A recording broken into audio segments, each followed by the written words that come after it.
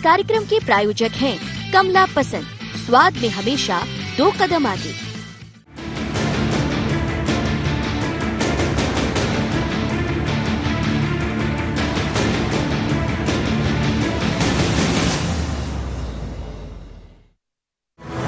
Corona काल में BJP की वर्चुअल रणनीति, मोदी सरकार के निर्णय को गिनाने की तैयारी, वर्चुअल तरीके से कार्यकर्ताओं को एकजुट करने की तैयारी, वर्चुअल रणनीति की कांग्रेस क्या लाएगी काट।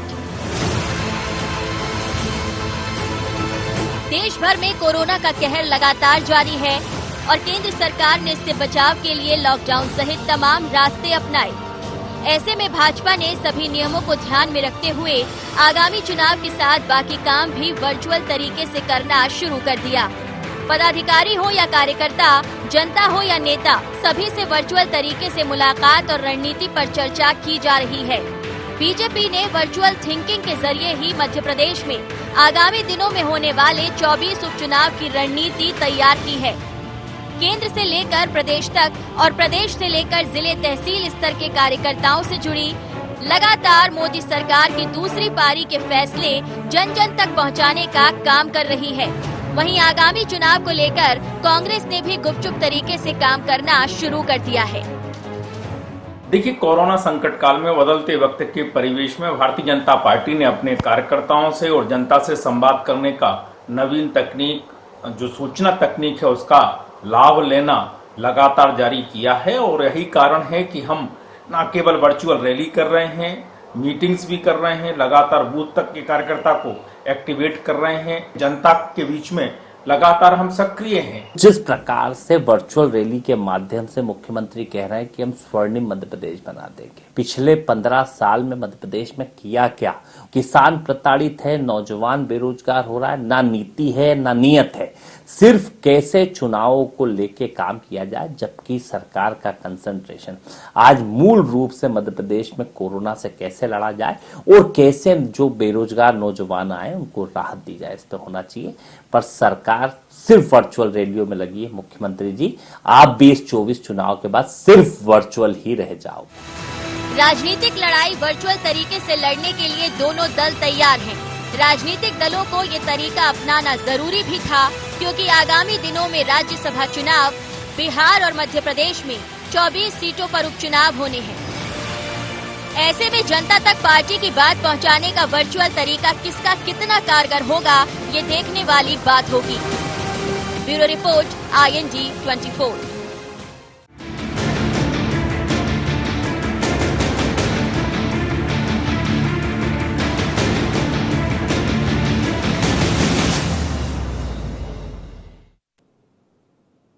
IND एजेंडा में आपका स्वागत है। मैं हूं मनोज सैनी और आज का एजेंडा है वर्चुअल पॉलिटिक्स। मध्य प्रदेश ही नहीं बल्कि देश भर में अब स्थितियां बदली हुई है और इस तरह की पॉलिटिक्स देखने को मिलेगी। लेकिन उससे पहले कि हम इस पर चर्चा करें, जरा देख लेते हैं कुछ खास बिंदु। वर्चुअल पॉलिटिक्स के जरिए कितने सफल होंगे सियासी दल? क्या भाजपा उपचुनाव के लिए कर रही जमीन तैयार? भाजपा की वर्चुअल रणनीति की काट क्या लाएगी कांग्रेस? हर तबके तक पहुंच बनाने में क्या सफल होंगे राजनीतिक दल? तो इन्हीं खास बिंदुओं के साथ मैं आपसे रूबरू हूं, लेकिन समझ लेते हैं जरा। दरअसल मध्य प्रदेश ही नहीं बल्कि देश भर में इस वक्त कोरोना का संकट है, लेकिन आपदा को अवसर कैसे बनाना है, ये भारतीय जनता पार्टी अच्छी तरह जानती है और इसके उदाहरण बहुत सारे देखने को मिल जाएंगे। लेकिन अकेली बात भारतीय जनता पार्टी की नहीं है। आप याद करिए, जब स्वर्गीय श्रीमती इंदिरा गांधी जी का देहावसान हुआ था, उसके बाद कुछ तस्वीरें सामने आई थी और उसमें क्या था? राजीव गांधी और राहुल गांधी लिपटे हुए नजर आ रहे थे। तो ये पहला मौका नहीं है, लेकिन भारतीय जनता पार्टी इसमें 2 कदम आगे दिखाई दे रही है। और बीते 2014 के चुनाव से लेकर अभी तक हम देख लें तो पूरी तरह सोशल मीडिया, वर्चुअल पॉलिटिक्स, ये सब देखने को मिल रहा है। इस वक्त आपदा बड़ी है और आपदा को अवसर में कैसे बदलना है, ये भारतीय जनता पार्टी समझ चुकी है। लेकिन इस बीच मध्य प्रदेश जैसे राज्य के लिए बड़ा महत्वपूर्ण है, क्योंकि उपचुनाव होना है। और जब आज नितिन गडकरी बोलने आए तो उनकी बातों में ये लग रहा था कि कहीं ना कहीं देश की भर की बात तो करना ही था, धारा 370 की बात उन्होंने की और सरकार ने क्या क्या कदम उठाए, 3 तलाक की बात उन्होंने की, लेकिन बात ही बात में उन्होंने ये भी कह दिया कि चंबल को कैसे संभालेंगे उस एक्सप्रेस वे के जरिए। तो चलिए, यही हमारा आज का मुद्दा है कि वर्चुअल पॉलिटिक्स। मेरे साथ 3 मेहमान इस वक्त जुड़ रहे हैं। अजय यादव जी है, कांग्रेस के प्रवक्ता। अजय जी, आपका स्वागत है। साथ ही सुमित ओरछा है, भारतीय जनता पार्टी के प्रवक्ता। सुमित जी, आपका भी स्वागत है। और स्टूडियो में मेरे साथ मौजूद रहेंगे एडिटर इन चीफ हमारे सुनील श्रीवास्तव जी। सुनील जी, आपका भी स्वागत है। अजय जी, शुरुआत आपसे ही करूंगा। भारतीय जनता पार्टी 2014 से लेकर और अभी तक हमने ये देखा है कि आपदा को कैसे अवसर में बदलना है। और इस वर्ष तो बहुत चुनाव है, बिहार की बात कर लें, पश्चिम बंगाल की तरफ हम देख ही रहे हैं, लेकिन धीरे से फिर उत्तर प्रदेश की तरफ भी चले जाएंगे। तो आज से जो वर्चुअल रैली की शुरुआत हुई है, तो उसका सबसे पहला असर मध्य प्रदेश के उपचुनाव में पड़ने वाला है।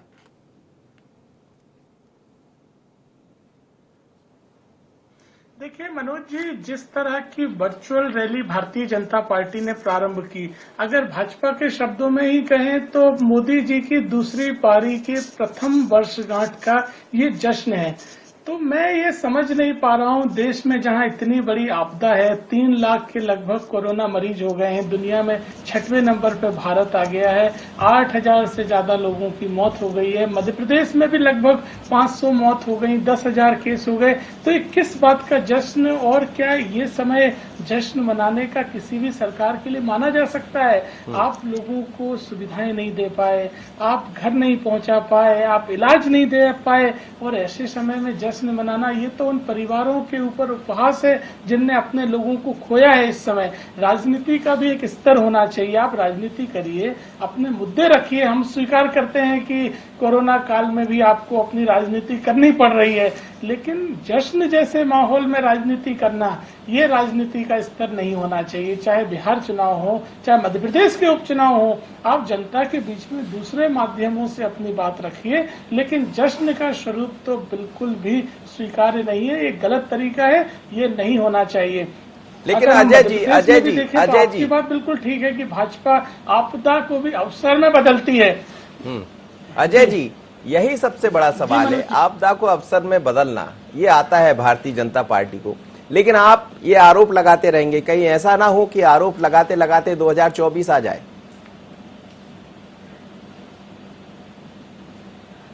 देखिए मनोज जी, आपदा को अवसर में बदलने का मेरा तात्पर्य है कि जिस तरह से मध्य प्रदेश में पीपीई किट में घोटाला किया गया, 10 किलो की आटे की बोरी में 8 किलो मिले, मध्य प्रदेश में जो क्वारंटाइन के लिए खर्चा दूसरे राज्यों में 2,000 हो रहा है, मध्य प्रदेश में 5,500 दिया जा रहा है। तो मध्य प्रदेश सरकार ने पूरी तरह भ्रष्टाचार करने के लिए कोरोना काल का उपयोग किया, लेकिन जनता सब समझ रही है, जनता के सामने कुछ नहीं छुपा हुआ है। मैं कह रहा हूँ उपचुनाव होने दीजिए। भारतीय जनता पार्टी के जो स्वघोषित उम्मीदवार हैं वो तो क्षेत्र में नहीं घुस पा रहे हैं। आप चाहे कितनी भी वर्चुअल रैली कर लीजिए, जनता के बीच में आप लोग कोई जगह नहीं रखते हैं। चलिए सुमित ओरछा जी, वो कह रहे हैं कि रैली कितनी भी कर लीजिए, लेकिन रैली को हम पहली बना देंगे, क्या कहेंगे?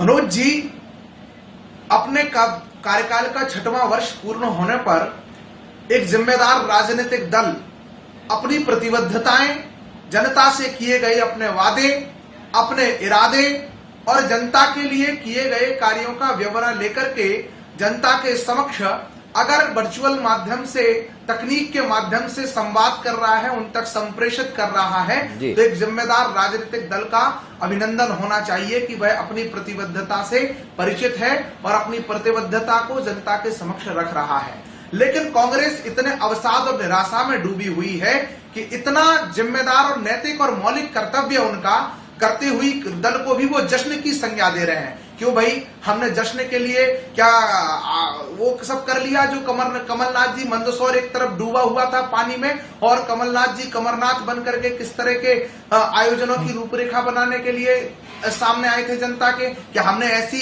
कोई नैतिक स्तर से गिरी हुई कोई हरकत भारतीय जनता पार्टी ने की है? एक फेक न्यूज को आप कांग्रेस के प्रवक्ता टीवी चैनलों पर कोट कर रहे हैं, मुझे उनके मानसिक स्तर पर तरस आता है कि वो एक फेक न्यूज, एक डॉक्टर डॉक्यूमेंट्स को बना करके 5360 रुपए एक कोरोना मरीज का वो क्वारंटाइन सेंटर का खर्चा, जो बाद में फेक न्यूज निकला, जो असत्य निकला, उसको टीवी चैनल पर कोड करने का मतलब अनैतिकता कहां से लाते हैं, मैं ये आश्चर्य में पड़ जाता हूं उन लोगों को सुन करके।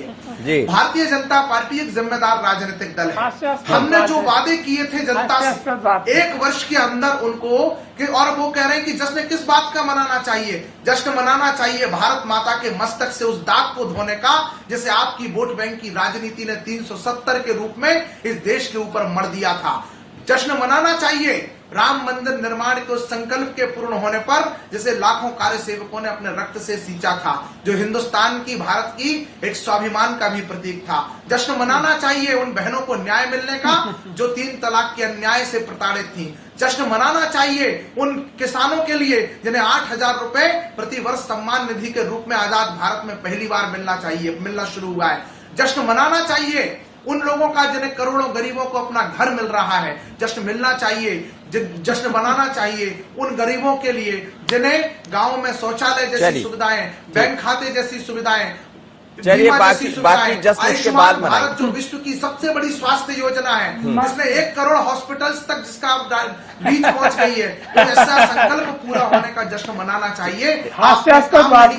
इसलिए आपको निराशा और अवसाद में आप डूब गए हैं। मैं आपकी निराशा को समझ सकता हूं। चलिए सुमित जी, बाकी जश्न अपन अगले जब मैं लौटूंगा आपके पास तो उसको आगे जारी रखेंगे। सुनील जी, मध्य प्रदेश में उपचुनाव है और आज जब नितिन गडकरी बोल रहे थे, हालांकि ये देश की बात है, वर्चुअल रैली कोई अकेले मध्य प्रदेश में नहीं हो रही है, नितिन गडकरी ने मध्य प्रदेश को संबोधित नहीं किया, अलग अलग बड़े नेता अपने अपने समय पर वर्चुअल रैली के जरिए लोगों से मुखातिब होंगे।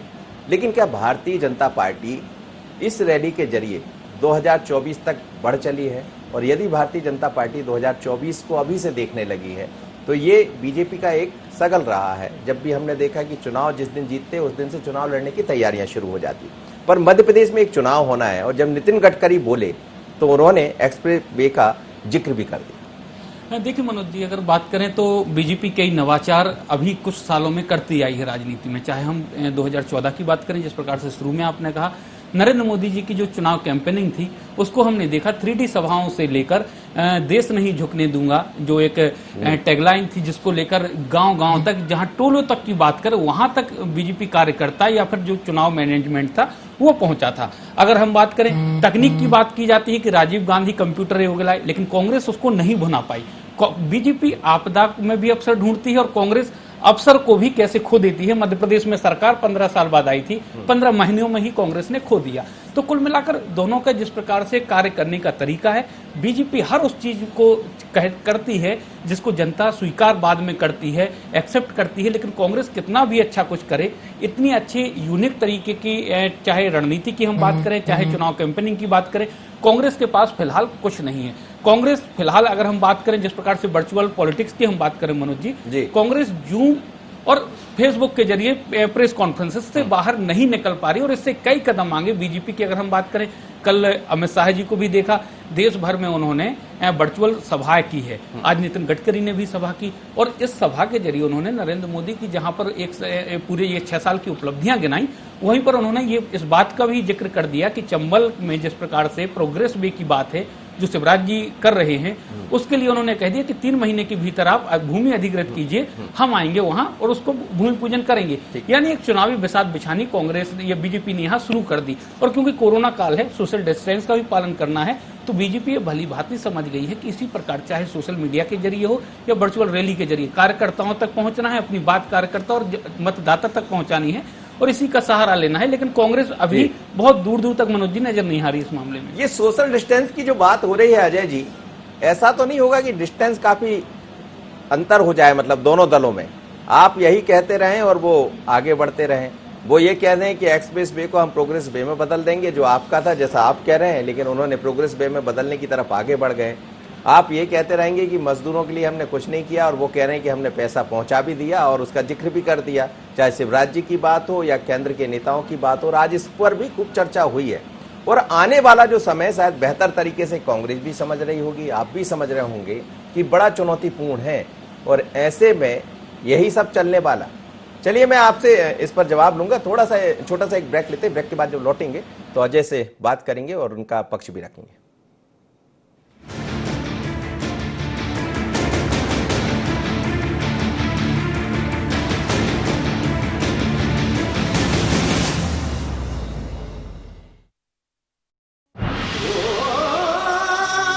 कोई खास है, कोई बात है, कमला पसंद। जीते दुनिया हर बाजी जीते, हर अदा में शाही अंदाज है। कमला पसंद पान मसाला, शाही स्वाद शाही अंदाज, स्वाद में हमेशा 2 कदम आगे। छोटा सहयोग बड़ा उपयोग। कोविड-19 से लड़ाई में मुख्यमंत्री सहायता कोष में करे सहयोग। इस संकट के समय आपके योगदान से जरूरतमंद लोगों को मिलेगा जीवन दान। जन सहयोग से ही हम मिलकर कोरोना के खिलाफ जीतेंगे जंग। CM relief fund, SBI account number 100-781-52483, IFSC code SBIN 0001056।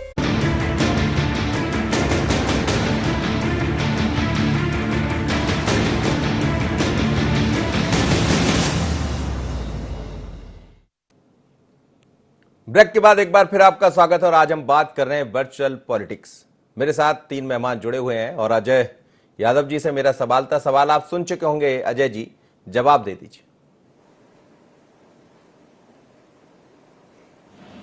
देखिए मनोज जी, सबसे पहले तो ये बेहद दुखद है कि भारतीय जनता पार्टी के नेता इस तरह की बात कैसे कर सकते हैं। हमारे देश में 10,000 मौत हुई है और इनके पास 20 कारण हैं जश्न मनाने के। ये कह रहे हैं सुप्रीम कोर्ट ने राम मंदिर का जजमेंट कर दिया, इसलिए हम जश्न मनाएंगे। विभिन्न तरह से विश्व गुरु बन गया देश, जश्न मनाएंगे। ये दुखद है, निंदनीय है इस तरह का बर्ताव कि आपको 10,000 परिवारों में मौत दिखाई नहीं दे रही है और आपको जश्न मनाने के 20 तरीके दिख रहे हैं। ये नहीं होना चाहिए राजनीति में। अब देखिए, राजनीति का एक स्तर हुआ, भारतीय जनता पार्टी उस स्तर से उम्मीद करना तो बहुत बड़ी बात हो जाएगी।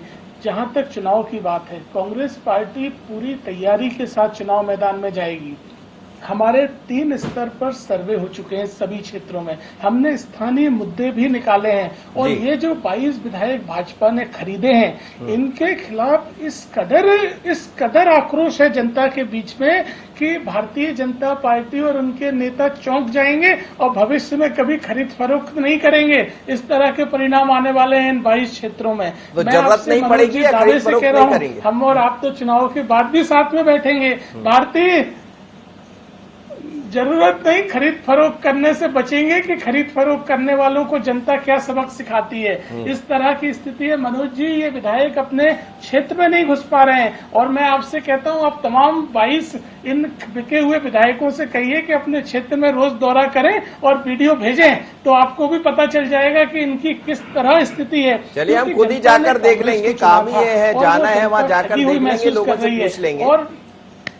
पूछ लेंगे जाकर लोगों से कि लोगों का क्या कहना है।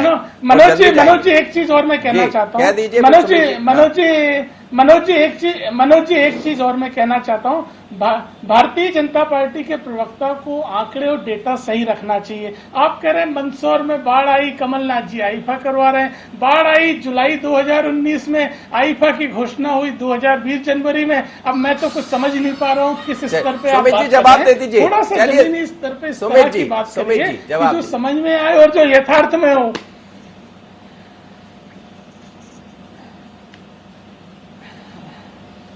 मनोज जी, मैंने स्पष्ट किया कि राजनीतिक दल को अपना वचन पत्र और अपनी वचन पत्र के किए गए पूरे वादे जनता के बीच में रखना चाहिए। अगर कांग्रेस को उसमें जश्न दिखता है तो उसे जश्न मान लीजिए, क्योंकि जनता की मंदसौर की बाढ़ का तो बता दीजिए। जश्न हो सकता है।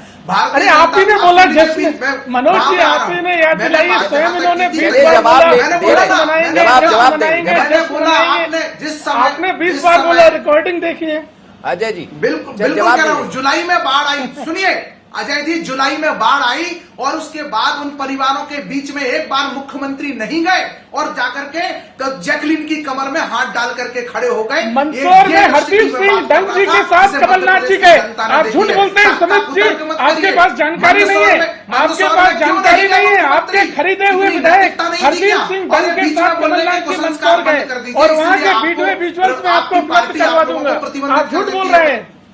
अजय जी, आप झूठ बोल रहे हैं। सुन लीजिए, मैं आपसे जवाब दे रहा हूँ। आपकी संस्कृति है झूठ बोलना। मैं तो आपसे पूछ रहा हूँ, आपने मुख्यमंत्री ने मंदसौर दौरे पर गए तो मुझे बता दीजिए, विजुअल्स दिखा दीजिए। और आप कह रहे हैं कि नेता वीडियो भेजें, आपको प्रोग्राम जारी करके 22 विधायक बताएं ताकि आप जैसे मुन्नालाल गोयल पर कांग्रेस के गुंडों ने हमला किया है, आप लोग नेताओं को शिकार कर सके। आप मध्य प्रदेश के उपचुनाव को रद्द से करना चाहते हैं और वही कांग्रेस है जो 84 में जिसके हाथ सिख दंगों में रंगे हुए हैं, वही सिख दंगों में जो सिख भाइयों की हत्याएं आज मुन्नालाल गोयल जी ने कंप्लेंट क्यों नहीं करवाई और कहते हैं कि उन्हें बताया है कि वो किस गांव में कब जा रहे हैं ताकि कांग्रेस के गुंडों के ऊपर हमला कर सके। शर्म आनी चाहिए। मध्य प्रदेश की राजनीति को रक्त में मत रंगिए। मैं हाथ जोड़ करके प्रार्थना करता हूं कांग्रेस के गुंडों से। चलिए सुनील जी, यही है मनोज जी, मैं इनसे पूछ रहा हूँ मुन्नालाल गोयल जी एफआईआर क्यों नहीं करवा रहे? चलिए, मैं ले रहा हूँ। आप मुन्नालाल गोयल का जिक्र करके वहाँ चले गए, आप मंदसौर चले गए। ये कांग्रेस ने जो मध्य प्रदेश में अफरा तफरी और अनुशासनहीनता बनाई है, कांग्रेस का कार्यालय नहीं है, बड़ा चैनल है। यहाँ कुर्सियां फेंकने से दर्शन करने चाहिए। कांग्रेस का कार्यालय नहीं है, टीवी चैनल है कि अनुशासन को समझे। समय की मेरे पास उत्तर देने दीजिए। आपने फेक न्यूज को कोड किया, इस पर क्षमा मांगिए। आपने हमारे नेताओं पर हमले करवाए हैं और आज आप इस तरह की बातें कर रहे हैं। चलिए, और कह रहे हैं मैं आप दोनों से एफआईआर करवाइए या नहीं करवाइए इसकी मुझे जानकारी नहीं है, लेकिन इस पर मुख्यमंत्री जी कड़ी कानूनी कार्रवाई करवाने वाले हैं। और जिन लोगों ने सुनिए दोनों लोग, आप सुनिए अजय जी, सुमित जी, एक मिनट। सुनील जी, ये जो सब चल रहा है यहाँ, तो ये सब चलता रहेगा, लेकिन वर्चुअल रणनीति, बीजेपी की रणनीति, कांग्रेस की रणनीति और फिर वर्चुअल रणनीति के जरिए, वर्चुअल पॉलिटिक्स के जरिए चुनाव की रणनीति। देखिए मनोज जी, अगर सर्वे की बात करें, जिस प्रकार से अजय यादव जी कह रहे हैं कि 22 जो सिंधिया के साथ गए हैं, उनकी अगर स्थिति देखें तो वो बेहद कमजोर स्थिति है जो कांग्रेस के सर्वे में आई है। लेकिन अगर इतनी ही कांग्रेस आश्वस्त है कि उन 22 जगहों पे कांग्रेस जीत जाएगी, तो क्या वजह है कि प्रतिदिन कमलनाथ जी अपने बंगले पर सज्जन वर्मा, जीतू पटवारी, तमाम अपने जो खास लोग हैं उनके साथ, क्या वजह है कि स्थानीय स्तर के जो जहां 22 जगह पर चुनाव हैं उनके कार्यकर्ताओं से लगातार बैठक कर रहे हैं? अगर कांग्रेस इतनी ही कॉन्फिडेंट है तो फिर कांग्रेस को सीक्रेट प्लान बनाने की आवश्यकता क्यों पड़ रही है? लेकिन यहाँ पर दो चीजें हैं मनोज जी जो सबसे अहम है। बीजेपी ने चुनाव समिति बना दी है, संचालन समिति बना दी है, तमाम कमेटियां गठित कर दी हैं, लेकिन कांग्रेस ने अभी इस प्रकार की कोई कमेटी गठित नहीं की है और ना ही पत्ते खोले। हालांकि पूर्व मंत्री जो रहे उनको और हर विधानसभा क्षेत्र में 2-2 विधायकों को जवाबदारी सौंपी है। इसके अलावा अगर हम बात करें, बीजेपी की वर्चुअल तैयारी हो चुकी है। कांग्रेस की अगर हम बात करें तो कांग्रेस जिस प्रकार से साइलेंट तरीके से प्लान बना रही है और उस पर अमल करने की बात कर रही है, चाहे हम दिग्विजय सिंह की बात करें, जिस प्रकार से दीपक जोशी की तारीफ की, तो कांग्रेस और भी जगह पर हाथ पर मार रही है कि कुछ बीजेपी में भी सेंधमारी की जाए, जैसे प्रेमचंद गुड्डू को ले आए, बालेंदु शुक्ल को ले आए। तो लास्ट मोमेंट पर ये लगे कि कुछ डबरा से एक बीएसपी के नेता हैं जो लगभग 40 से 45 हजार का, जिनका खुद का वोट बैंक कहा जाता है, दो चुनाव लड़े हैं, 40 से 45 हजार वोट उनको दोनों चुनाव में मिले हैं। तो कांग्रेस ये मान रही है कि जहां से भी टूट फूट कर सकती है उनको तोड़कर कांग्रेस में लाया जाए, उनको चुनावी मैदान में उतारा जाए। लेकिन जिस प्रकार से अजय यादव जी कह रहे, कमलनाथ जी को भी पता है कि चुनाव के पहले के सर्वे कुछ और होते हैं, लेकिन जिस दिन वोट होता है, वोटिंग होती है, उस रात में जो होता है फाइनल वो होता है। सर्वे हमने बहुत सारे देखे हैं कि कैसे सर्वे आते हैं, कंपनियां कैसे करती हैं। आप और सर्वे को देखकर आप प्रसन्न होते रहिए, कहीं ऐसा ना हो कि सर्वे देखते देखते और दूसरा सर्वे हो जाए। हमने देखा ना कि प्रशांत किशोर ने केजरीवाल को जब सत्ता में लाए तो बहुत वाहवाही हुई, यूपी में कांग्रेस ने हायर किया तो खटिया खड़ी हुई। तो कुल मिलाकर मुद्दे, नेता और नीति ये महत्वपूर्ण होते हैं। और जो कांग्रेस में इस अगर हम बात करें इस पूरे चुनाव के टाइम मनोज जी, तो उसकी कमी दिखाई दे रही है। ना तो कांग्रेस उतनी आक्रामक तरीके से अभी डिफेंड कर रही है और ना ही उतनी आक्रामक तरीके से प्रहार कर पा रही है। कांग्रेस जरूर एक बात कह रही है कि खुददारी और गद्दारी पे चुनाव होगा, एक जो टैगलाइन कांग्रेस दे रही है। कांग्रेस के पूर्व मंत्रियों से भी मेरी बात हुई, उन्होंने कहा तो कुल मिला के माना जा सकता है स्थानीय मुद्दे इस चुनाव में गूढ़ रहेंगे और जो प्रबल मुद्दा रहेगा वो यही रहेगा कि खुददारी और गद्दारी का चुनाव रहेगा। ये सिंधिया समर्थकों को लेकर ही टारगेट करके ये चुनाव लड़ा जाएगा। खुददारी और गद्दारी में किसको महंगा पड़ेगा कौन देखेगा। समय अब इजाजत नहीं दे रहा। आप तीनों मेहमानों को बहुत बहुत धन्यवाद। लेकिन सोशल मीडिया के जरिए, वर्चुअल पॉलिटिक्स के जरिए भारतीय जनता पार्टी आगे बढ़ना चाहती है और इसका हुनर भी हमने देखा है। 2014 से लेकर अभी तक बीजेपी ने खूब इस्तेमाल किया है, लेकिन कांग्रेस यदि आरोप प्रत्यारोप के दौर में लगी रहेगी तो बड़ा मुश्किल हो जाएगा। लेकिन तैयारियां कांग्रेस की भी है, क्योंकि उपचुनाव में सह और मात का खेल दिखाई दे रहा है। लगातार अंदर खानों में ही सही, पर तैयारियां तो चल रही है। लेकिन जैसा सुनील ने कहा कि ये देखना पड़ेगा कि क्या होगा और उस पर नजर हमारी भी रहेगी। IND एजेंडा में इतना ही, मुझे दीजिए इजाजत। बने रहिए IND 24 पर।